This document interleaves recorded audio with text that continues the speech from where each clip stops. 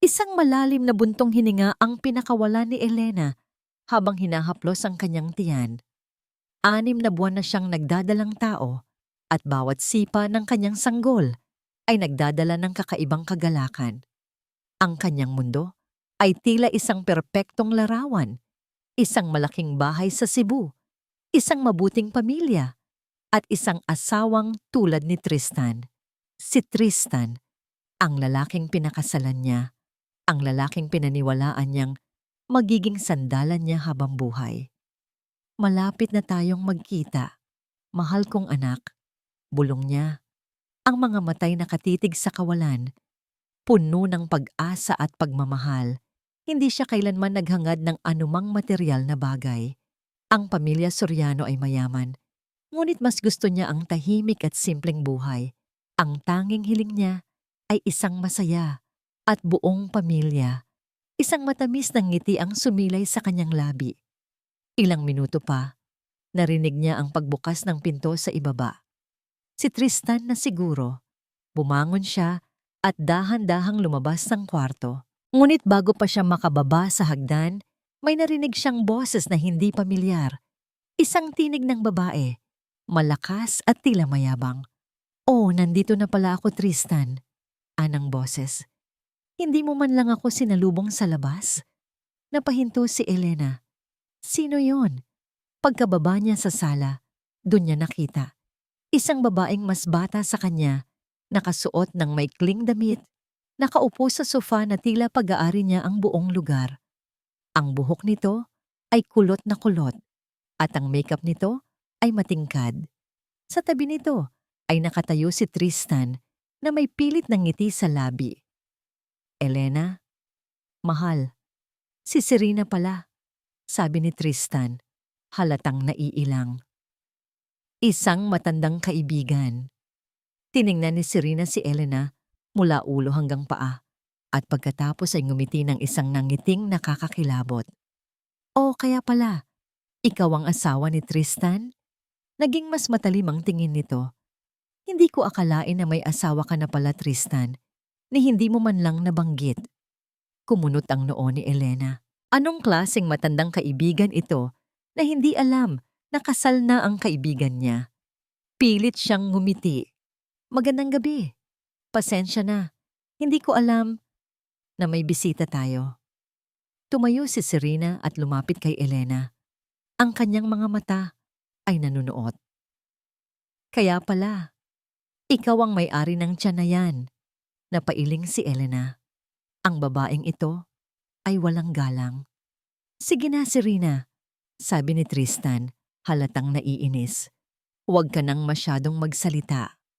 "Bakit, Tristan?" Sumimangot si Serena. "Hindi mo ba sinabi sa asawa mo na hindi ito ang gusto mo? Na napilitan ka lang?" Parang may malamig na tubig na ibinuhos kay Elena.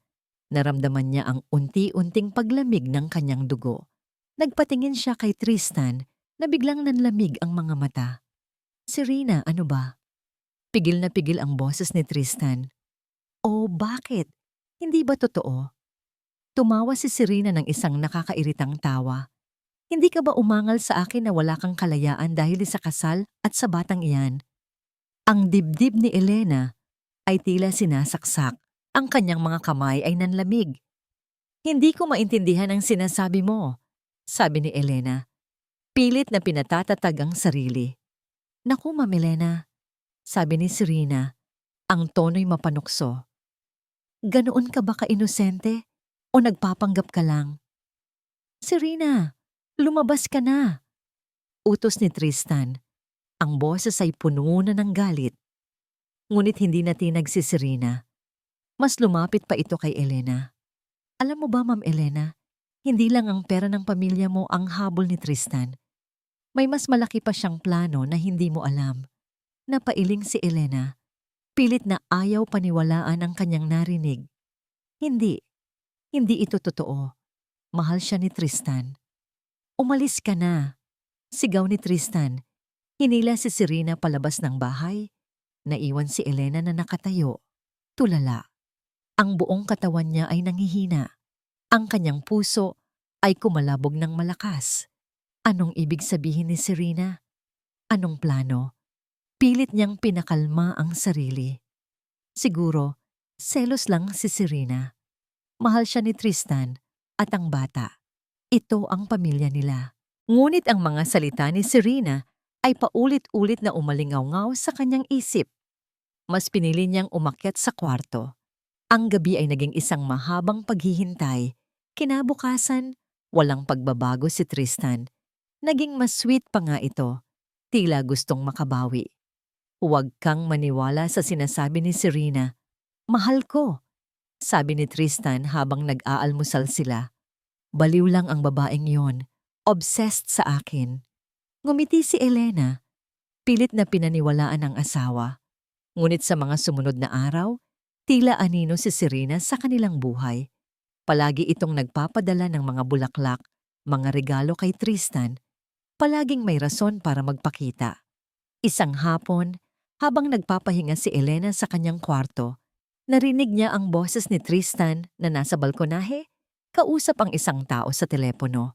Dahil sa pagtataka, dahan-dahan siyang lumabas at palihim na nagtago sa likod ng kurtina. Oo, Serena, sabi ni Tristan. Ang boses ay malambing. Ibang-iba sa boses niya kay Elena. Nanginginig ang mga kamay ni Elena. Alam ko, patuloy ni Tristan. Gagawin natin iyon. Kailangan lang ng tamang tiyempo. Humigpit ang kapit ni Elena sa kurtina. Anong gagawin? Sige na, mahal ko. Kailangan kong ibaba. Baka marinig niya, sabi ni Tristan. Pagkatapos ay narinig niya ang boses ni Serena na sa kabila ng distansya ay malinaw pa ring naririnig. Sigurado ka bang hindi niya alam ang plano natin, mahal ko? Parang nabingi si Elena sa huling narinig. Plano natin? Anong plano? Sino ang siya na hindi dapat makaalam? Ang tinig ni Serena sa kabilang linya, puno ng pilyong pang-aakit, ay umalingaw-ngaw sa kanyang isip. Naramdaman niya ang malamig na pawis na dumadaloy sa kanyang likod sa kabila ng init ng hapon. Tumalikod siya ng tahimik at bumalik sa loob. Ang puso'y kumakabog ng napakabilis. Hindi siya makahinga. Ang lahat ng pagdududa na pilit niyang isinasantabi ay biglang bumalik. Mas matindi, mas nakakatakot. Ang ngiti ni Tristan, ang pilit nitong pagpapaliwanag, ang bawat galaw ni Serena, lahat ay tila nagkakaroon ng bagong kahulugan. Kinabukasan, gabi na, at umuulan ng malakas. Ang kulog at kidlat ay sumasabay sa bugso ng damdamin ni Elena. Hindi na niya kayang magkunwari na maayos ang lahat. Pagkababa niya, nakita niya si Serena na nagpapabango sa sala. Tila walang pakialam sa buong mundo. Si Tristan ay wala pa. Serena, kailangan nating mag-usap, sabi ni Elena. Ang boses ay nanginginig sa galit at takot. Tiningnan siya ni Serena na parang isang basurang nakaistorbo sa kanyang magandang araw. Oh? Tungkol saan na naman, Ma'am Elena? Tungkol sa asawa mong ayaw sa'yo? Umalis ka sa bahay na ito, utos ni Elena. Pilit na pinatigas ang boses. Wala kang karapatan dito. Tumawa si Serena, isang tawang puno ng pang-aalipusta. Wala akong karapatan? Ang sabi ni Tristan, matagal na raw niyang gusto akong maging kasama. Ang problema lang, may hadlang. Ikaw at ang... Ano nga ba ang tawag sa'yo? Isang pabigat? Namilog ang mga mata ni Elena. Anong sinasabi mo? Sige kaya ipapaliwanag ko sa'yo, sabi ni Serena. Tumayo at lumapit kay Elena. Ang kanyang mga mata ay nagliliyab sa mali siya. Ang totoo, Ma'am Elena, hindi kanya mahal. Ang habol lang niya ay ang pera at apelyido mo. At ang batang yan, isa lang yan sa mga plano niya para masiguro ang yaman niyo. Naramdaman ni Elena ang pagkahilo. Hindi siya makapaniwala. Ang lahat ng pinaniniwalaan niya ay tila gumuho. Nagsisinungaling ka, bulong ni Elena. Oh, talaga? Ngumiti si Serena ng mapait. Itanong mo sa kanya, pero alam ko ang isasagot niya sa'yo. Magkunwari siyang inosente, gaya ng lagi niyang ginagawa. Nasanay na siyang manipulahin ka, Elena. Ang inosente mong puso ay madaling makuha. Hindi! Mahal ako ni Tristan! Sigaw ni Elena. Ngunit ang kanyang boses ay tila isang mahinang iyak sa gitna ng malakas na ulan. Mahal? Ang mahal niya ay ang bangko niyo, Ma'am Elena na, sabi ni Serena at unti-unting lumapit sa kanya hanggang sa maging isang dangkal na lang ang pagitan nila. At ang batang iyan, mas magandang mawala para wala nang balakid sa amin. Biglang nanindig ang balahibo ni Elena. Ang sinabi ni Serena ay kasing lamig ng hangin na humampas sa kanila. Anong ibig mong sabihin? Simple lang, bulong ni Serena at sa isang iglap, marahas nitong itinulak si Elena. Nagulat si Elena. Hindi niya inaasahan ang biglaang pagtulak. Nawalan siya ng balanse. Ang kanyang paa ay nadulas sa basa at madulas na hagdanan. Isang malakas na sigaw ang lumabas sa kanyang bibig. Naramdaman niya ang walang awat na paggulong pababa. Bawat hagdan ay tila isang malaking bato na bumabangga sa kanyang katawan. Naramdaman niya ang matinding sakit sa kanyang tiyan, sa kanyang likod. Ang matalas na sakit ay kumalat sa buong katawan niya. Isang matinding dagok ang kanyang naramdaman sa ulo. At pagkatapos, dilim. Nagising si Elena sa matinding sakit. Ang unang naramdaman niya ay ang sakit sa kanyang puson. Ang pangalawa ay ang amoy ng gamot at ang puting kisame ng ospital. Nang imulat niya ang kanyang mga mata, bumungad sa kanya ang mukha ni Tristan. Ngunit hindi iyon ang mukha ng isang nag-aalala, kundi ang mukha ng isang may galit at pagkamuhi.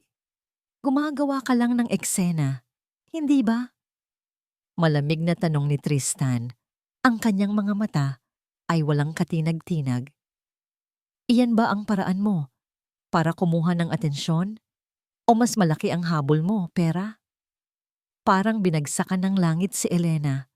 Ang sakit sa kanyang katawan ay wala kumpara sa sakit na naramdaman niya sa puso. Anong sinasabi mo? Hirap na hirap niyang tanong, halos hindi makabigkas ng salita. Gaya ng sabi ni Serena, matagal na kitang kilala, Elena, sabi ni Tristan, at ngumiti ng isang namngiting nakakakilabot.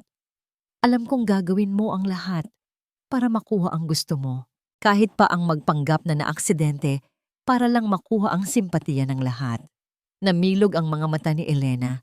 Hindi niya maintindihan bakit ganoon si Tristan, bakit siya sinisisi. Pero hindi mo ako maluloko, Elena. Hindi ako magpapagamit sa'yo. Ang pera ng pamilya Soriano ay hindi mo mapapakinabangan sa ganyang paraan. Patuloy ni Tristan. At pagkatapos ay umalis. Iniwan siyang mag-isa sa silid, puno ng matinding sakit, pagtataka, at kawalan ng pag-asa. Humikbi si Elena. Nanginginig ang kanyang buong katawan. Ang kanyang anak. Ang anak niya. Naramdaman niya ang isang kamay na humawak sa kanyang balikat. Paglingon niya, nakita niya si Lorenzo, ang kanyang kuya, ang kanyang mga mata ay namumula. Ang kanyang mukha ay puno ng galit at sakit. Kuya! Bulong ni Elena. Walang salitang lumabas sa bibig ni Lorenzo. Tanging ang pagyakap nito sa kanya ang nagbigay sa kanya ng kaunting ginhawa. Ngunit hindi yun nagtagal. Biglang pumasok ang doktor. Ang kanyang mukha ay seryoso. Ma'am Elena, gising na kayo, sabi ng doktor. May malaking panganib sa sanggol. Kinakailangan nating gawin ang lahat ng makakaya natin para mailigtas siya. Ang mga salita ng doktor ay parang kidlat na tumama kay Elena. Ang kanyang anak, ang kanyang tanging pag-asa, ang kanyang mundo ay gumuhumuli. Ang mga salita ng doktor ay umalingaw-ngaw sa isip ni Lorenzo, tila isang paulit-ulit na martilyo sa kanyang templo. May malaking panganib sa sanggol. Hindi niya kayang tanggapin. Ang kapatid niya, si Elena, ang pinakamabait sa lahat, ay nasa bingit ng kamatayan at ang inosenteng buhay sa kanyang sinapupunan ay nanganganib. At ang lahat ng ito ay dahil sa dalawang halimaw, si Tristan at Serena. Kumuyom ang kanyang mga kamao. Ang galit na nararamdaman niya ay naghalo sa matinding sakit at awa para sa kanyang kapatid. Paano nagawa ni Tristan, ang lalaking pinagkatiwalaan nila, ang lalaking ipinagkaloob ni Elena, ang kanyang puso at kinabukasan, na gawin ito? Lumabas si Lorenzo ng silid ni Elena. Ang kanyang isip ay parang nagbabagang pugon. Kailangan niyang kumilos. Hindi niya hahayaang makatakas ang mga salarin. Bilang isang kilalang abogado, alam niya ang mga proseso. At ngayon, ang batas ay magiging sandata niya. Ang unang hakbang, ang Soriano Group. Alam niya na mayroong mga transaksyong pinansyal si Tristan sa kumpanya at may kutob siyang mayroong malalim na baho sa likod ng mga iyon. Kinabukasan maaga pa, nagpatawag si Lorenzo ng emergency meeting sa Board of Directors ng Soriano Group.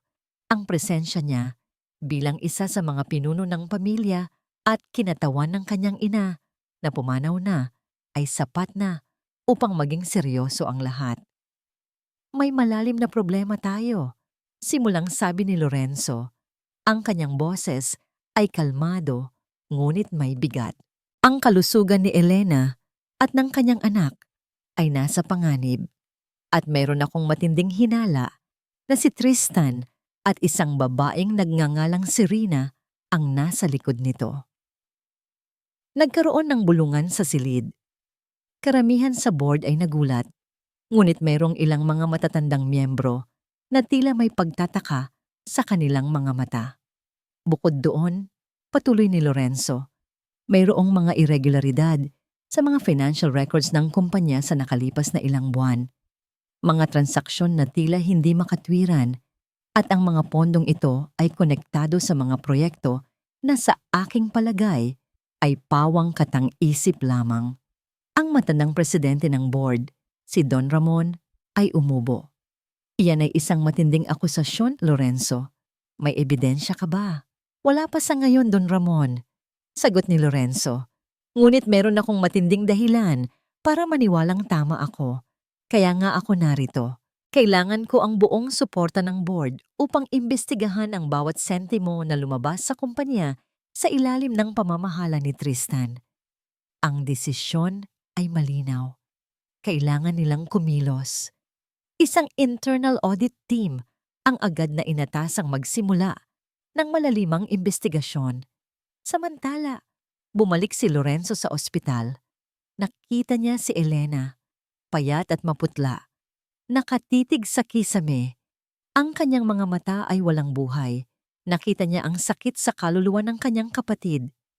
Elena, bulong niya, kaya mo yan. Lumaban ka para sa anak mo. Lumaban ka para sa atin. Hinawakan ni Elena ang kamay niya, mahigpit.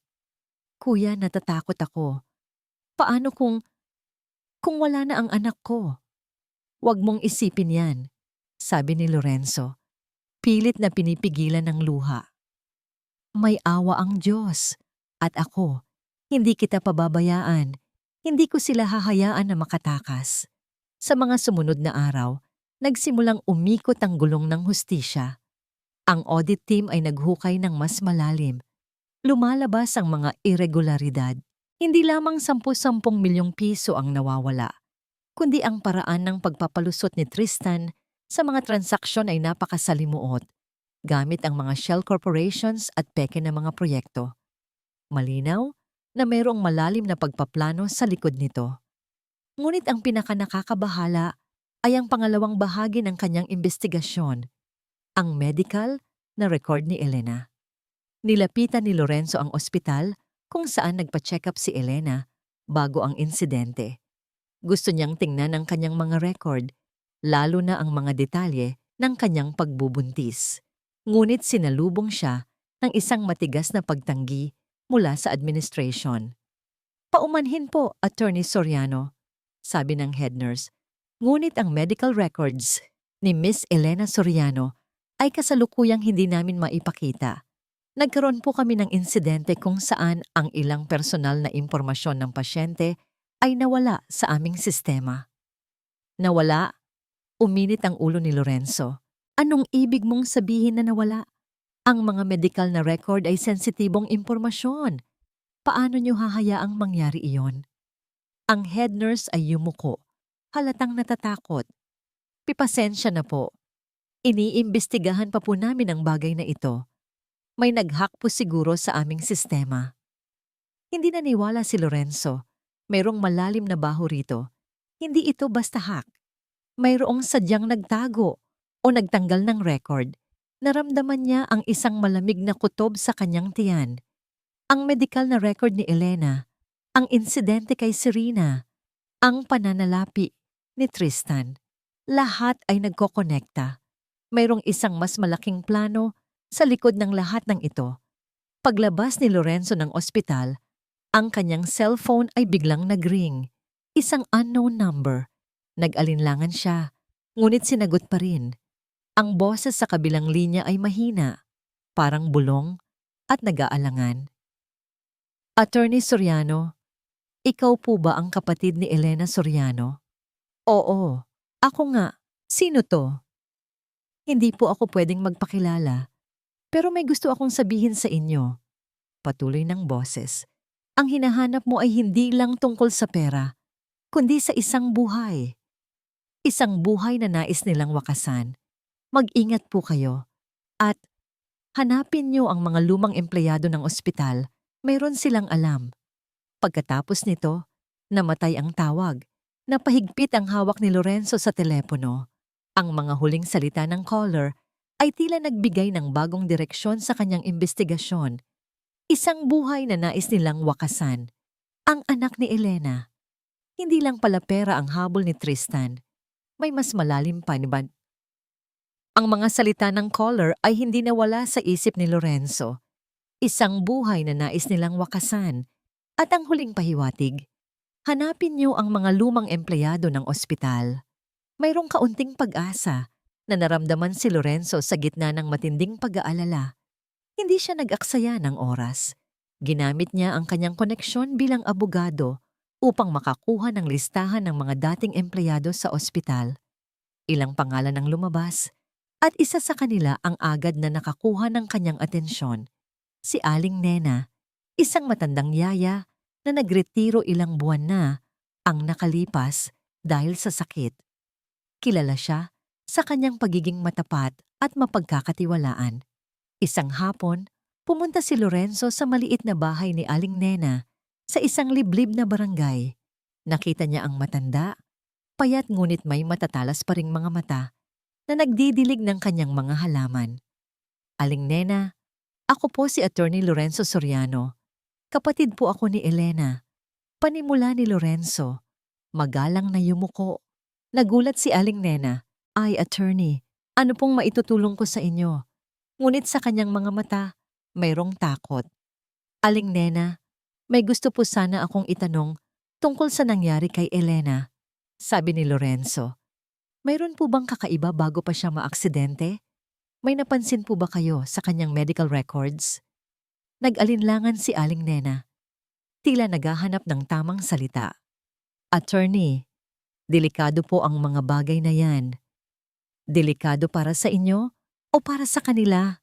Giit ni Lorenzo, pilit na pinakalma ang kanyang boses. Ang buhay po ng kapatid ko at ng aking pamangkin ang nakataya. Kung may alam po kayo, kailangan niyo pong sabihin. Bumuntong hininga si Aling Nena. Ang kanyang mga mata ay lumuha. Mayroon po akong nakita, attorney. Ayoko sanang magsalita.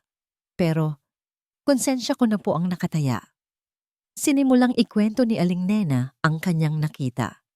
Ilang linggo bago ang insidente, may isang babae raw na palaging pumupunta sa ospital, nagpapanggap na kapatid ni Elena. Maganda po siya bata at napakasuplada. Sabi ni Aling Nena. Siya po si Serena. Kilala ko po siya kasi palagi siyang kasama ni Tristan noon. Hindi naman po sila nagtatago. Naramdaman ni Lorenzo ang matinding galit. Si Serena. Palagi po siyang pumupunta sa record section. Ginagamit niya ang pangalan ni Tristan at nagpapanggap na may pahintulot mula kay Elena. Patuloy ni Aling Nena. Sinasabi niya na kailangan niya raw ng kopya ng health records ni Ma'am Elena para sa insurance o kung ano paman. At binibigyan niyo siya Tanong ni Lorenzo, halos hindi makapaniwala. Hindi po sa amin, attorney. Ang head ng record section po namin, si Miss Garcia ang nagbigay. Paliwanag ni Aling Nena. Pero ang pinakanakakabahala po, attorney, ay ang mga tanong niya. Palagi niyang tinatanong kung ano ang posibleng paraan para mapanganib ang pagbubuntis, kung may mga gamot ba raw na pwedeng makasama, kung anong mga kondisyon ang pwedeng maging dahilan ng hindi pagkapanganak. Namilog ang mga mata ni Lorenzo. Ang kanyang kutob ay naging katotohanan. Plano nilang saktan ang anak ni Elena. Sinabi niya pa nga po na baka hindi na kailangan ng batang yan. Bulong ni Aling Nena. At nanginginig ang boses. Narinig ko po mismo yon. Nagulat nga po ako at pinagsabihan ko siya. Pero sinabi lang niya na bata ka lang at hindi mo naiintindihan. Salamat, Aling Nena. Maraming salamat, sabi ni Lorenzo. Puno ng pasasalamat. Sa paglabas niya sa bahay ni Aling Nena, ang kanyang isip ay parang nagbabagang bulkan. Kailangan niya ng higit pang ebidensya. Kailangan niyang itali ang lahat. Muling nag-focus si Lorenzo sa financial records. Ang audit team ay nagsumite ng kanilang initial report. Malinaw na mayroong multi-million peso fraud. Attorney Soriano, sabi ng lead auditor, napansin namin ang isang pattern. Ang lahat ng ghost projects na ito ay mayroong iisang beneficiary. Isang kumpanya na nakarehistro sa ilalim ng pangalan ng isang Serena Diaz. Napatayo si Lorenzo. Serena Diaz, ang parehong Serena. Hindi lang yan, attorney. Patuloy ng auditor. Mayroon ding mga transfers ng pera mula sa personal account ni Tristan patungo sa personal account ni Serena. Malaking halaga. Ang mga piraso ng puzzle ay unti-unting nabuo. Ang motibo ni Tristan ay pera at ang pagkontrol sa Soriano Group. Ang motibo ni Serena ay pera at ang ambisyon na maging may-ari ng lahat kasama si Tristan.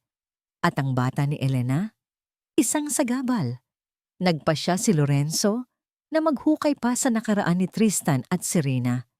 Uminit ang kanyang ulo nang malaman niya na mayroong kasaysayan ng maliliit na pagnanakaw at panloloko si Tristan bago pa man siya makilala si Elena.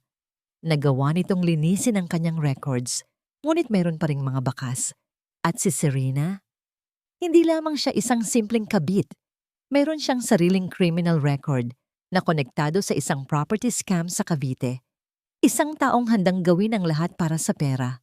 Sa gabing iyon, habang iniisa-isa ni Lorenzo ang mga ebidensya, may dumating na bagong impormasyon, isang lumang cellphone ni Tristan na naiwan sa isa sa mga lumang drawers sa opisina ng Soriano Group. Sinubukang burahin ni Tristan ang lahat ng laman nito, ngunit ang forensic team ni Lorenzo ay nagawang i-recover ang mga text messages. At doon niya nakita isang mensahe mula kay Serena. Ilang linggo bago ang insidente, ang kanyang mga mata ay nanliit sa galit habang binabasa ang mga salita. Wala nang hadlang sa ating kinabukasan kapag wala na siya at ang kanyang anak. Kailan tayo kikilos? Mahal ko. Ang mga salitang yon ay hindi lamang ebidensya, kundi isang patunay ng kanilang kasamaan at walang awa na plano. Isang plano na halos kumitil sa buhay ng kanyang kapatid at ng kanyang pamangkin. Ang liwanag ng araw na sumisilip mula sa bintana ay tila nagdala ng bagong pag-asa. Ngunit para kay Elena, ito'y tila isa lamang pang-aasar. Payat na payat siya. Ang mga mata niya'y malalim at malungkot. May mga bilog sa ilalim nito na sumasalamin sa mga gabing hindi siya nakatulog. Ngunit sa bawat paghaplos niya sa kanyang tiyan, sa bawat mahina, ngunit tiyak na sipa ng kanyang anak, mayroong kakaibang lakas na gumagapang sa kanyang puso. Kailangan kong lumaban, bulong niya sa hangin. Para sa'yo, anak. Hindi kita pababayaan. Ang mga salita ni Tristan, ang pagtulak ni Serena, ang sakit sa kanyang katawan, lahat ay tila isang bangungot. Ngunit hindi na siya ang dating Elena na magpapaalipin sa takot. Isang hapon, Habang nagpapagaling pa rin siya, dumating si Kuya Lorenzo. Ang kanyang mukha ay seryoso, ngunit meron ding determinasyon. Naupo siya sa tabi ng kama ni Elena. "Elena, may kailangan kang malaman," simulang sabi ni Lorenzo. At ipinakita ang mga kopya yan ng financial report at ang mga text message. Unti-unting nagbasa si Elena. Bawat linya, bawat numero, bawat salita ay parang suntok sa kanyang sikmura. Ang panloloko ni Tristan, ang milyon-milyong piso na ninakaw, ang kumpanya ng pamilya nila na halos malugi, at pagkatapos, ang mga text message. Wala nang hadlang sa ating kinabukasan kapag wala na siya at ang kanyang anak. Kailan tayo kikilos? Mahal ko. Napakasakit. Parang may pumilipit sa kanyang puso. Hindi lang pala pera. Pinlano pa nilang saktan ang anak niya. Ang inosenteng buhay na ito na nasa kanyang sinapupunan. Hindi. Kuya, hindi totoo yan. Bulong ni Elena at nagsimulang umagos ang kanyang mga luha. Hindi niya kayang gawin yan. Mahal niya ako. Umiling si Lorenzo. Ang kanyang mga mata ay puno ng lungkot. Elena, tingnan mo ang mga ebidensya. Malinaw ang lahat. Ginagamit ka lang niya. Ang pamilya natin. Niyakap ni Lorenzo ang umiiyak na kapatid. Ngayon niya lang nakita ang matinding sakit na inilihim ni Elena. Kailangan mo nang maging matatag, Elena, sabi ni Lorenzo habang hinahaplos ang buhok ng kanyang kapatid. Hindi ka na pwedeng maging mahina. Mayroon kang ipaglalaban. Ang anak mo. Sa mga sumunod na araw, unti-unting lumabas si Elena sa kanyang pagkakalugmok. Ang bawat pahina ng ebidensya na ipinapakita ni Lorenzo ay nagbigay ng bagong lakas. Ang sakit ng pagtataksil ay dahan-dahang nagiging galit at ang galit ay nagiging determinasyon. Nag-umpisa siyang magtanong kay Lorenzo tungkol sa Soriano Group, tungkol sa mga transaksyon, sa pamamahala. Nagsimula siyang magbasa ng mga aklat tungkol sa negosyo, tungkol sa corporate law. Kuya, paano kung ako na lang ang mamuno sa kumpanya? Bigla niyang tanong kay Lorenzo isang araw. Nagulat si Lorenzo, ngunit may ngiti sa kanyang labi. Kaya mo yan, Elena. Sa totoo lang, meron na akong plano na ganyan. Ang kumpanya ay sa pamilya natin. Hindi ito pwedeng manakaw ng kung sino lang. Unti-unting nabuhayan si Elena.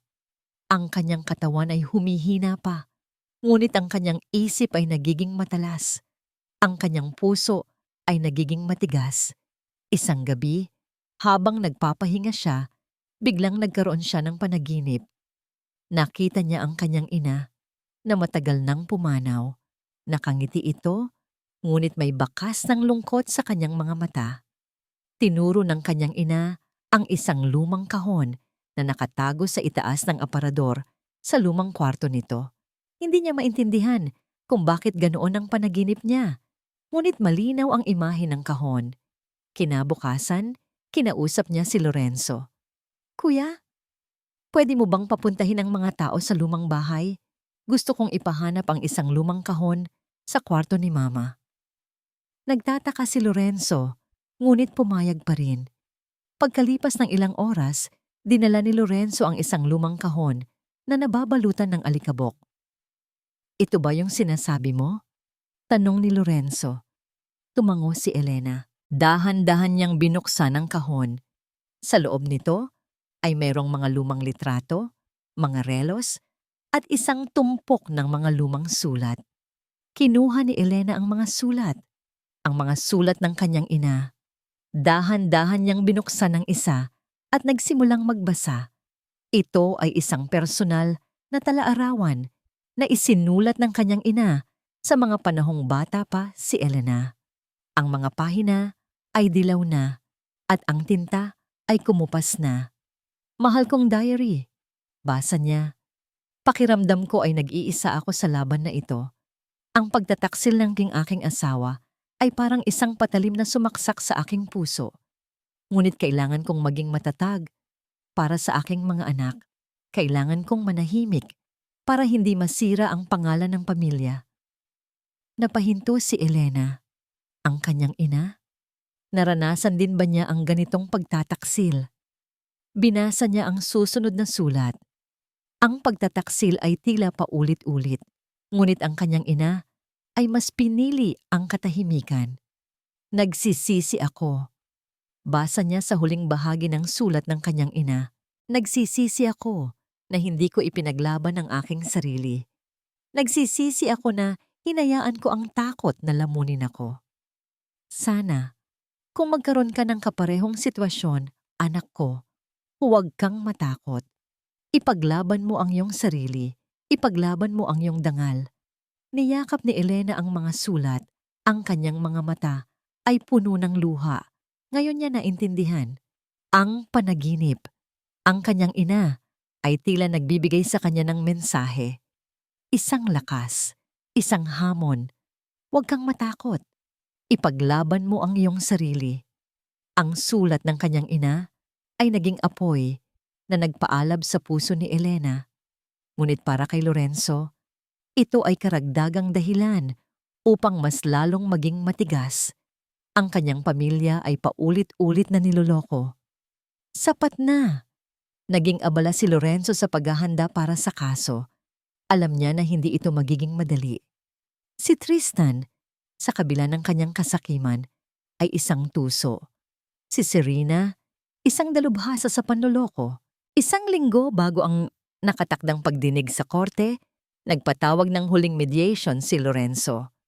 Obligado silang dumalo, kahit alam niyang walang mangyayari. Sa loob ng silid ng mediation, nandoon si Lorenzo kasama ang abogado ng Soriano Group. Sa kabilang banda, si Tristan at Serena kasama ang kanilang mga abogado. Mr. Alcantara, Miss Diaz, simulang sabi ni Lorenzo. Ang kanyang boses ay kalmado, ngunit puno ng awtoridad. Nais naming ayusin ito ng pribado. Maaari niyo pang iligtas ang inyong mga pangalan. Ngumisi si Tristan. Attorney Soriano, ano ba ang sinasabi mo?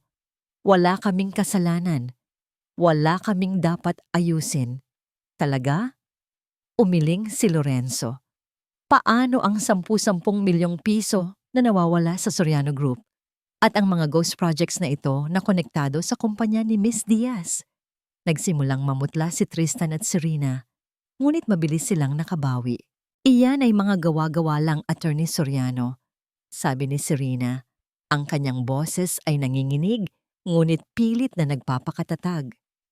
Baka po may iba kayong sinisisi, at tungkol sa akin, inaakusahan niyo ako na nagtatangka sa buhay ni Elena? Walang kakwenta-kwenta.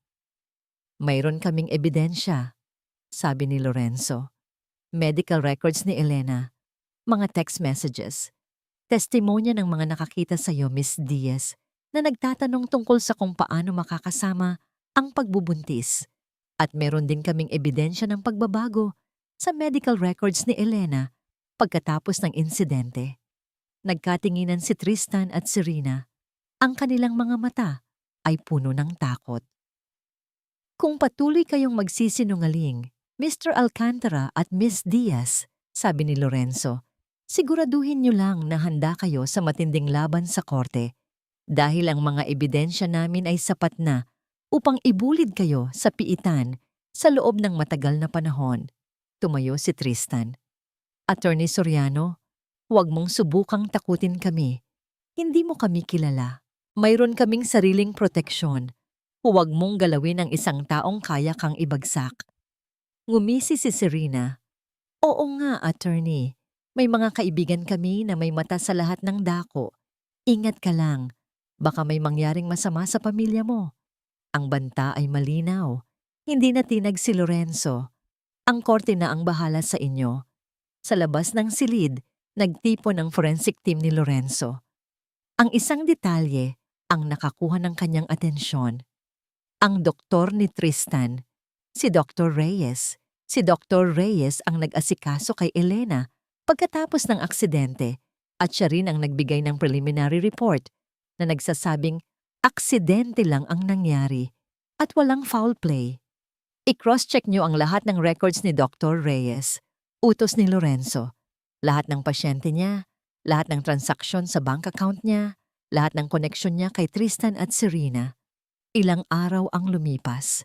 Ang isang miyembro ng forensic team ay lumapit kay Lorenzo. May hawak na folder. Attorney?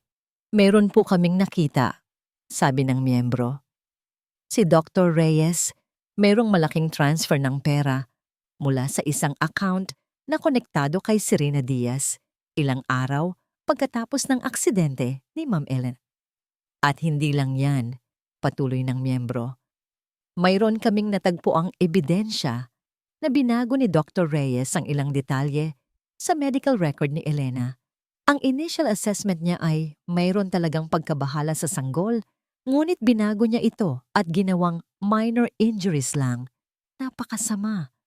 Ang doktor ay kasabwat din, ngunit mayroon ding magandang balita.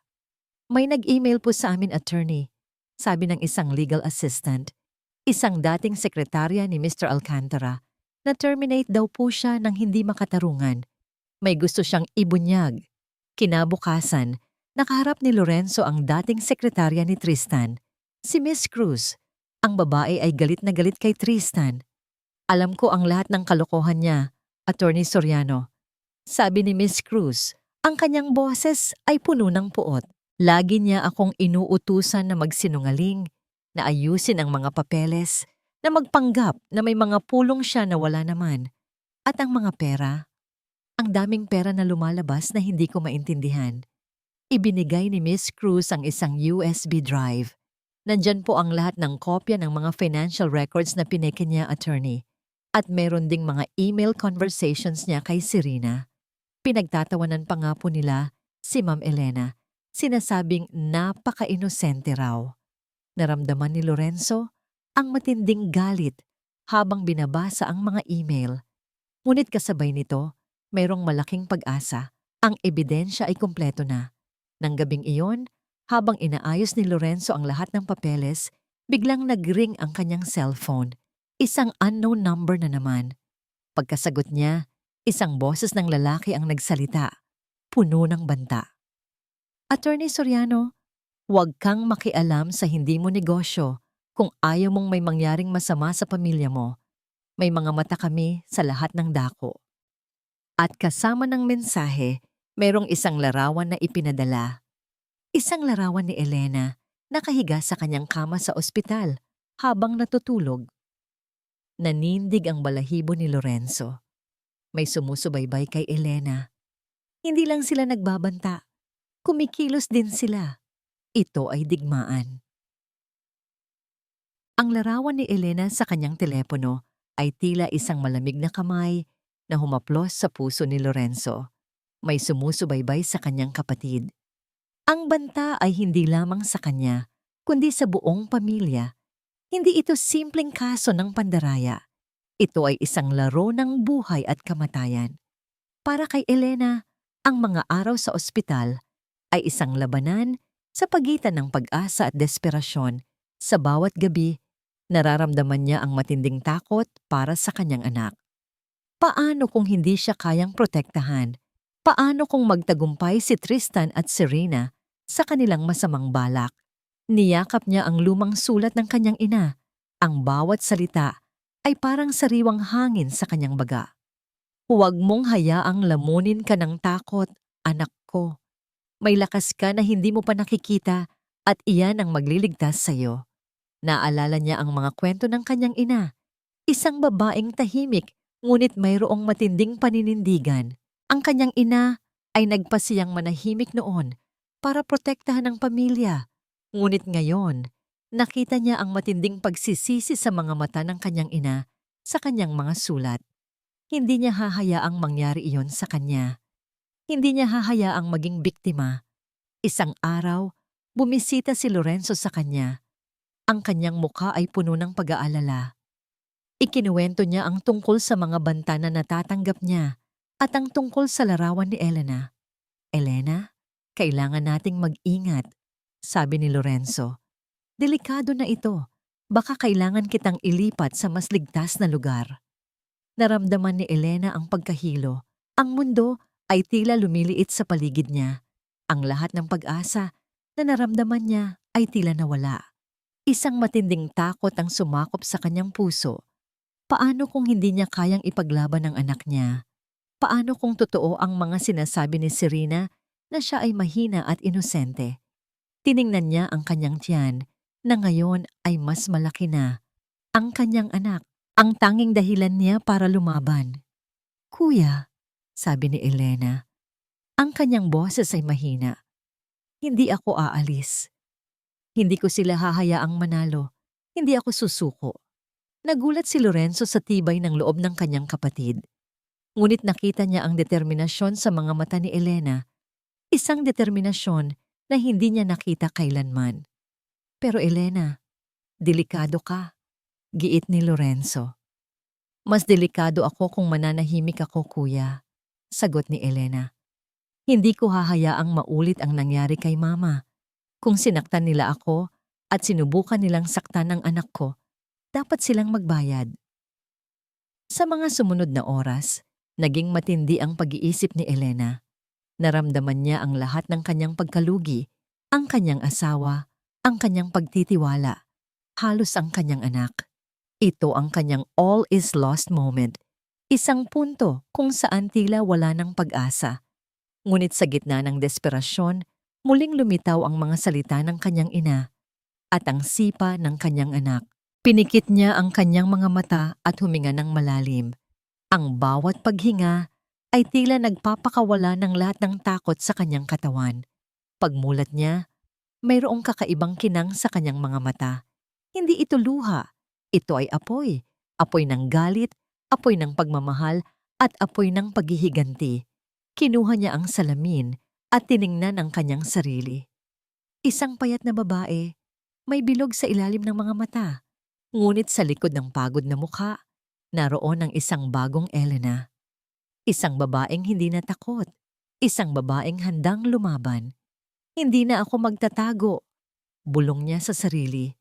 Ang kanyang boses ay matigas. Hindi na ako magiging mahina. Nagpa siya si Elena.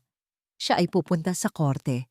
Kahit pa mahina siya, kahit pa delikado, kailangan niyang ipaglaban ang kanyang anak, ang kanyang dangal, at ang pangalan ng kanyang pamilya. Tinawagan niya si Lorenzo. Kuya, may plano ako. Sa kabilang linya, naramdaman ni Lorenzo ang kakaibang lakas sa boses ng kanyang kapatid. Ito ang Elena na matagal na niyang hinintay. Paglabas ni Elena sa ospital, sa kabila ng pagiging mahina pa, naramdaman niya ang kakaibang pagtaas ng kanyang kalooban. Hindi na siya isang biktima, siya ay isang mandirigma. Habang pauwi sila ni Lorenzo, napansin ni Elena ang kotse ni Tristan na nakaparada sa tapat ng lumang bahay ng pamilya. Tila naghihintay o nananakot. Hindi na siya kinilabutan. Sa halip, ngumiti siya ng mapait. Ang laro ay nagsisimula pa lang. Ang hangin sa loob ng hukuman ay tila bumigat, puno ng tensyon. Bawat hininga ay tila nakakapaso. Ang mga mata ng lahat ay nakatutok sa harap, kung saan nakaupo si Judge Alcaraz. Ang kanyang mukha ay seryoso at walang emosyon. Sa isang banda, nakaupo si Lorenzo Soriano. Ang kanyang mukha ay kalmado, ngunit puno ng determinasyon. Sa kabilang banda, si Tristan Alcantara at Serena Diaz kasama ang kanilang mga abogado na pilit nagpapakita ng kumpiyansa, ngunit ang takot ay mababasa sa kanilang mga mata. Nagsimula ang pagdinig. Isinagawa ni Lorenzo ang kanyang panimulang salita.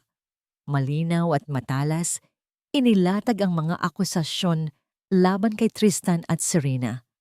Financial fraud, attempted murder, at conspiracy to commit abortion. Ang unang testigong ipinatawag ni Lorenzo ay ang lead auditor ng Soriano Group.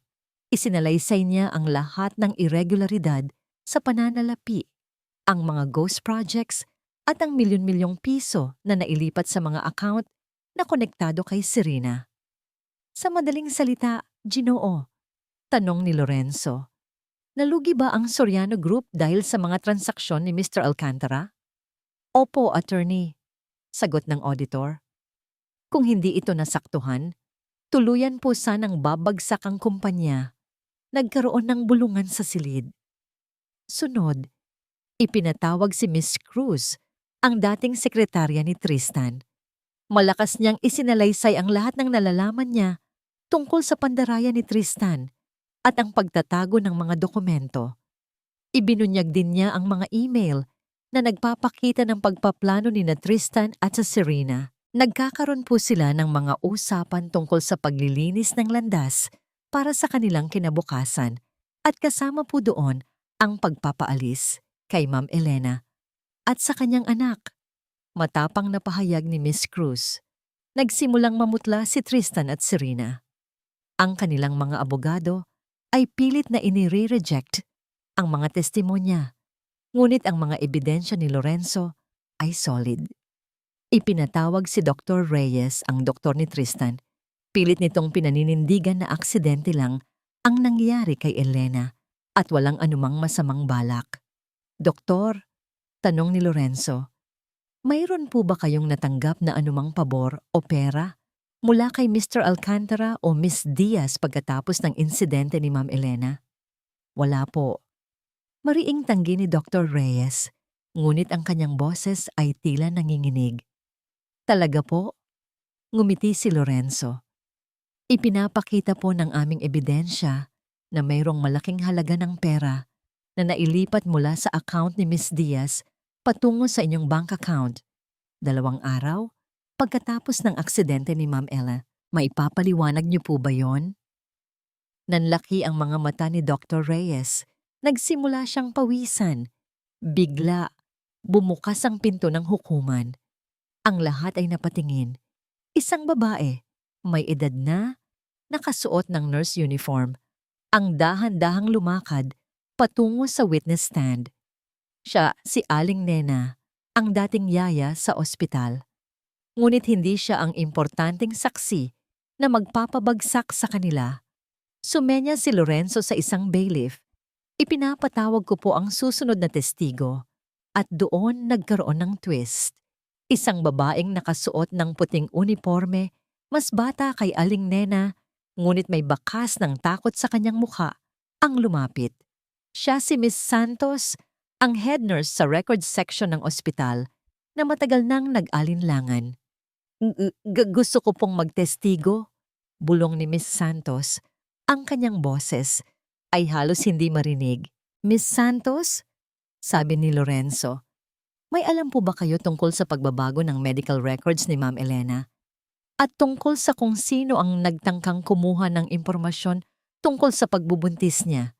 Nanginginig si Miss Santos. Tiningnan niya si Tristan at Serena, na ngayon ay halos mapunit na ang mga mukha sa galit at takot. Opo, attorney, sabi ni Miss Santos, at nagsimulang umagos ang kanyang mga luha. Narinig ko po mismo ang usapan ni na Mr. Alcantara at Miss Diaz sa opisina ni Dr. Reyes. Pinag-uusapan po nila kung paano aalisin ang anak ni Ma'am Elena. At si Dr. Reyes po, sumunod sa kanilang mga utos.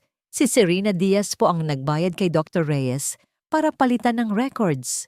Nagulantang ang buong hukuman. Ang mga reporter ay nagsimulang mag-type ng mabilis. Ang mga pamilya ni Elena ay napahawak sa kanilang dibdib. Sumigaw si Serena.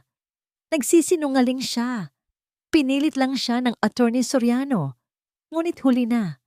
Ang ebidensya ay napakatindi. Tiningnan ni Lorenzo si Judge Alcaraz at pagkatapos ay bumalik sa witness stand. May isa pa po akong testigo, Ginoong Hukom. At doon, muling bumukas ang pinto. Si Elena. Si Elena na may hawak sa kanyang tiyan, ang kanyang mukha ay payat.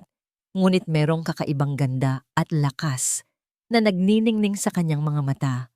Suot niya ang isang simpleng puting damit at bawat hakbang niya ay tila nagpapahiwatig ng kanyang bagong tibay ng loob. Nagulat ang lahat. Si Tristan at Serena ay napanganga. Ang kanilang mga mukha ay puno ng matinding gulat at takot. Ma'am Elena, ano po ang nais niyong sabihin? Tanong ni Judge Alcaraz. Lumakad si Elena sa harap at tumingin ng diretso kay Tristan at Serena. Ang kanyang mga mata ay walang takot, walang pag-aalinlangan. Hindi na ako mananahimik, sabi ni Elena. Ang kanyang boses ay malinaw, malakas, at puno ng awtoridad. Naranasan ko po ang lahat ng pagtataksil, pananakit at panloloko. Ngunit hindi ko hahayaang manalo ang kasamaan. Narito po ako upang ipaglaban ang katotohanan para sa aking anak, para sa aking dangal, para sa lahat ng kababaihan na naging biktima ng pagtataksil. Ang kanyang mga salita ay parang kulog. Naging matindi ang katahimikan sa loob ng hukuman. Ipinahahayag ni Judge Alcaraz ang desisyon. Batay sa mga ebidensya at mga testimonya, napatunayan po namin na nagkasala sina Mr. Tristan Alcantara at Mrs. Serena Diaz sa mga kasong financial fraud, attempted murder, at conspiracy to commit abortion. Nagkatinginan si Tristan at Serena. Ang kanilang mga muka ay nanlalaki sa takot. Mr. Alcantara, Miss Diaz, kayo po ay aarestuhin at dadalhin sa piitan. Hindi po matutumbasan ng pera ang halaga ng isang buhay at ang hustisya ay mangingibabaw. Agad na lumapit ang mga pulis at kinapusan si Tristan at Serena.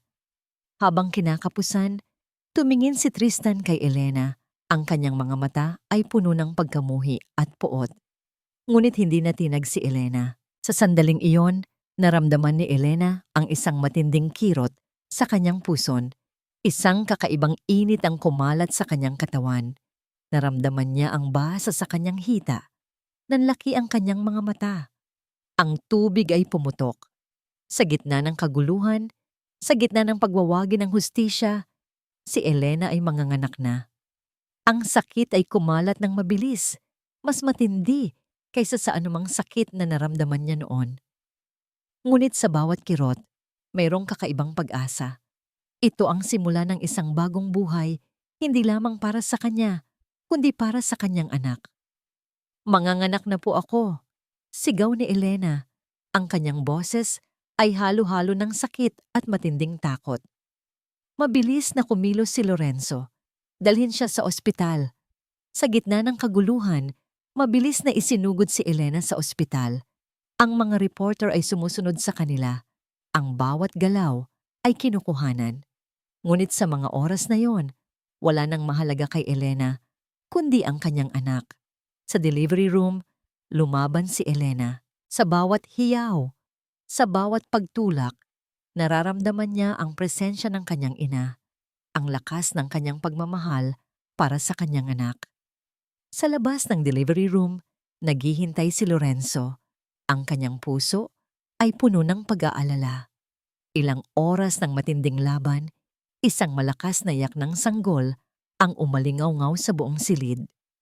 Congratulations, Ma'am Elena. Isang malusog na lalaki.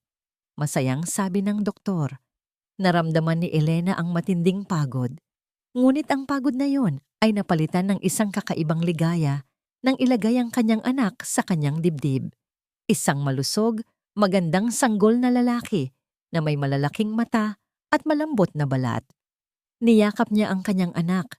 Ang kanyang mga luha ay umagos. Ngunit ito ay mga luha ng kaligayahan, si Rafael. Ang ibig sabihin ng pangalang Rafael ay pinagaling ng Diyos. At ngayon, si Elena ay tunay na pinagaling. Pumasok si Lorenzo sa silid. Ang kanyang mga mata ay namumula. Elena, anak mo. Ngumiti si Elena. Kuya, si Rafael, ang anak ko. Hinawakan ni Lorenzo ang kamay ng kanyang kapatid. At pagkatapos ay inabot ang kamay ng kanyang pamangkin. Ang lahat ng paghihirap, ang lahat ng sakit, ay tila nawala na. Mayroon ng bagong simula. Sa mga sumunod na araw, unti-unting lumakas si Elena.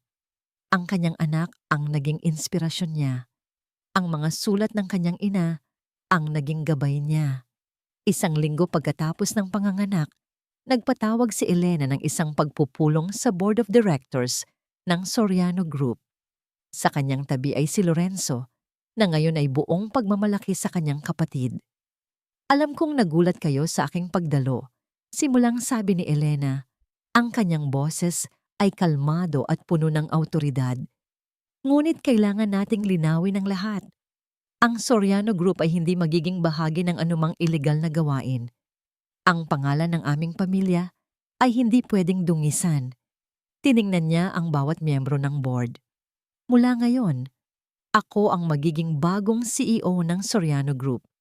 Nagulat ang ilan, ngunit karamihan sa kanila ay sumang-ayon. Nakita nila ang bagong Elena, isang babaeng matatag, matalino, at may paninindigan. Ang aking layunin ay hindi lamang ang pagpapaunlad ng kumpanya, patuloy ni Elena, kundi ang pagtatatag ng isang korporasyon na may puso. Isang kumpanya na nagpapahalaga sa pamilya, sa integridad at sa kabutihan. Hindi na tayo magpapadala sa kasakiman at panloloko. Ang kanyang mga salita ay nagbigay ng bagong pag-asa sa lahat ng empleyado. Nakita nila ang isang pinuno na hindi lamang may kakayahan, kundi mayroong malalim na pagmamahal sa kanyang pamilya at sa kanyang mga prinsipyo. Ang Soriano Group ay nagsimulang magbago. Ibinalik ni Elena ang mga programa para sa kapakanan ng mga empleyado. Nagtatag ng mga fundraising event para sa mga inang biktima ng karahasan at pinatatag ang mga corporate social responsibility projects. Sa loob ng ilang buwan, muling umunlad ang kumpanya. Ngunit hindi lang iyon. Ang Soriano Group ay naging simbolo ng pagbangon mula sa pagbagsak ng pagwawagi ng kabutihan laban sa kasamaan. Si Elena, na may hawak na kanyang anak, ay nakatayo sa harap ng kanyang opisina. Ngayon ay isang matatag na babae, isang matagumpay na CEO, at isang mapagmahal na ina. May kumatok sa pinto. Ma'am Elena, may dumating pong sulat para sa inyo. Kinuha ni Elena ang sulat. Ang pangalan ng nagpadala ay Tristan Alcantara. Mula sa piitan, naramdaman niya ang kakaibang kaba sa kanyang dibdib. Hindi siya handa, ngunit alam niya na kailangan niyang harapin ang nakaraan nang walang takot. Hawak ni Elena ang sulat mula kay Tristan. Ang kanyang puso ay kumalabog ng bahagya. Matapos ang lahat ng pinagdaanan niya, ang pangalan ni Tristan ay nagdala pa rin ng kakaibang bigat. Ngunit hindi na ito bigat ng sakit o pagmamahal, kundi bigat ng isang nakaraang kabanata na kailangan ng tuluyang isara. Dahan-dahan niyang binuksan ang sobre. Ang sulat ay isinulat sa isang papel na may marka ng kulungan, at ang sulat kamay ni Tristan ay tila naging mas payat at hindi na kasing sigla ng dati. Binasa niya ang mga salita. Mga salita ng pagsisisi, ng paghingi ng tawad, at ng pag-amin sa kanyang mga kasalanan. Sinasabi ni Tristan na nagsisisi siya sa lahat ng kanyang ginawa, na binulag siya ng pera at ambisyon, at na napagtanto niya ang kanyang pagkakamali sa loob ng piitan. Humihingi siya ng isa pang pagkakataon, hindi para sa sarili niya, kundi para sa anak nila. Nang matapos basahin ni Elena ang sulat, huminga siya ng malalim. Hindi siya umiyak, hindi rin siya nagalit. Sa halip, naramdaman niya ang isang kakaibang kapayapaan. Ang lahat ng puot at galit na naramdaman niya ay tila naglaho na, hindi dahil sa pinatawad niya si Tristan, kundi dahil sa pinatawad na niya ang kanyang sarili sa sakit na pinagdaanan niya. Ngumiti siya ng mapait. Ang isa pang pagkakataon na hinihingi ni Tristan ay isang bagay na hindi na niya kayang ibigay. Ang kanyang anak, si Rafael, ay mayroon ng ama, siya mismo, at ang kanyang kuya Lorenzo. Isang ama na hindi kailanman magtataksil o mananakit. Dahan-dahan niyang pinunit ang sulat at itinapon sa basurahan. Ito ang kanyang paraan ng pagpapalaya. Ang nakaraan ay tapos na. Ang hinaharap ay narito na. Ilang linggo ang lumipas, si Elena ay inanyayahan bilang guest speaker sa isang business conference sa Cebu na naglalayong magbigay inspirasyon sa mga kababaihan sa negosyo. Buong pagmamalaki siyang tumayo sa entablado na may hawak na isang microphone. Magandang gabi sa inyong lahat. Panimula ni Elena, ang kanyang boses ay malinaw at puno ng kumpiyansa. Ang buhay ay puno ng mga pagsubok, May mga pagkakataon na mararamdaman natin na nasa pinakamababang punto tayo ng ating buhay, na parang wala ng pag-asa, na parang gusto na lang nating sumuko. Tiningnan niya ang mga audience, karamihan ay mga kababaihan. Naranasan ko po ang lahat ng iyan. Naranasan ko ang pagtataksil ng taong pinagkatiwalaan ko, ang pagkawala ng aking pagtitiwala, at ang pagtatangka sa buhay ng aking anak. Nagkaroon ng katahimikan sa loob ng conference hall. Nagsimulang makinig ang lahat. Ngunit sa bawat pagsubok, mayroong aral. Sa bawat pagbagsak, mayroong pagkakataon na bumangon muli.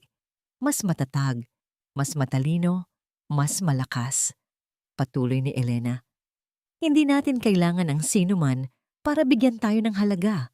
Ang halaga natin ay nasa atin. Ang lakas natin ay nasa atin. Ang kapangyarihan natin ay nasa atin. Ngumiti siya.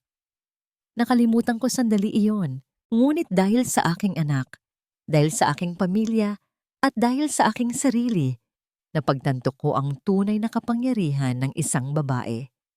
Ang kapangyarihan na bumangon mula sa abo, ang kapangyarihan na ipaglaban ang katotohanan, at ang kapangyarihan na bumuo ng sariling tadhana. Nagpalakpakan ng lahat. Ang kanyang kwento ay nagbigay inspirasyon sa marami. Si Elena ay hindi lamang isang CEO, siya ay isang bayani. Kinabukasan, maaga pa, pumunta si Elena sa tabing dagat ng Cebu. Ang araw ay unti-unting sumisikat at ang hangin ay sariwa.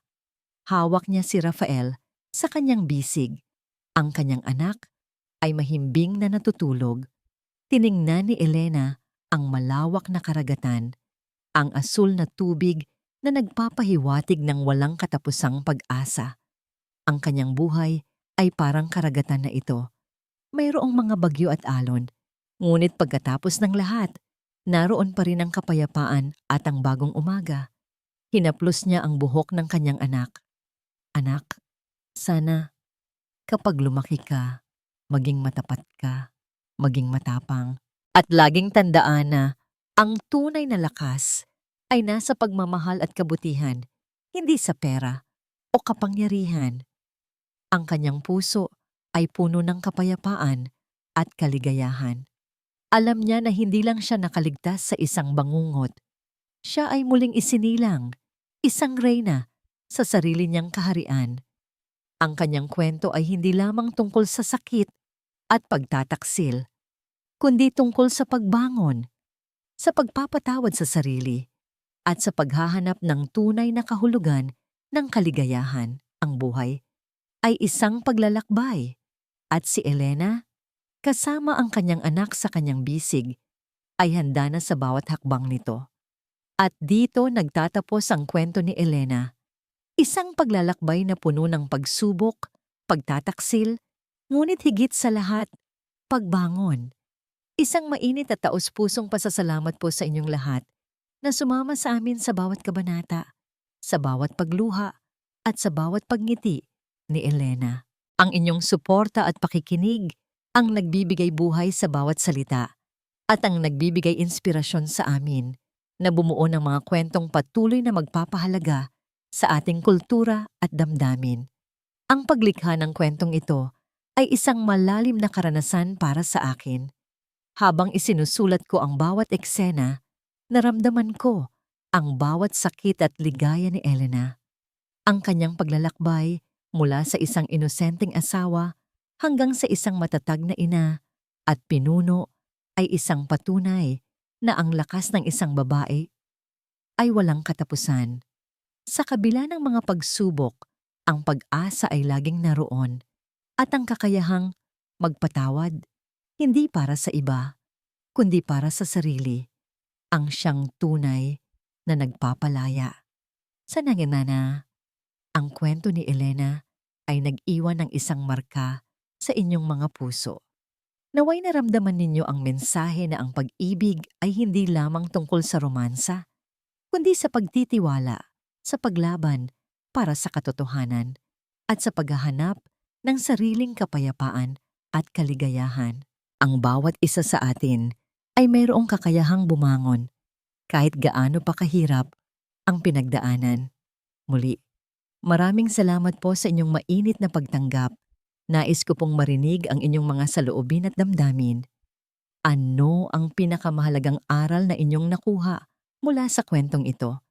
Huwag po kayong mag-atubiling ibahagi ang inyong mga komento. Hanggang sa muling pagkikita sa susunod nating kwento.